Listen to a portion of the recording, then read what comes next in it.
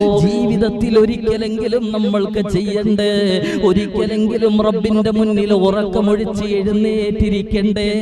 എത്ര രാവുകളിലാണ് നമ്മൾ പാപം ചെയ്യുവാൻ വേണ്ടി എഴുന്നേറ്റിരുന്നതോ.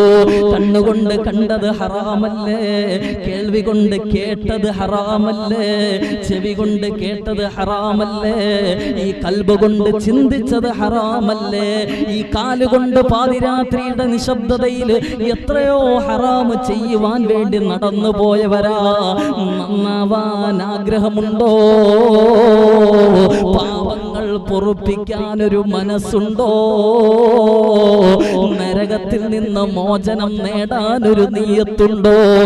നബി തങ്ങൾ അവിടുന്ന് പറഞ്ഞു തരികയാ, ഒരു രാവും പകലും പടച്ച റബ്ബിന്റെ വജ്ഹിനെ ആഗ്രഹിച്ചുകൊണ്ടോ അല്ലാഹുവിന്റെ പള്ളിയിലോട്ട് കടന്നു വന്നൊരു മനുഷ്യൻ ഇഅ്തികാഫിരുന്നാൽ അവന് നരകത്തെ തൊട്ട് അല്ലാഹു അവനെ വിദൂരത്താക്കുമെന്ന് മഹാനായ നബി മുഹമ്മദ് മുസ്തഫ.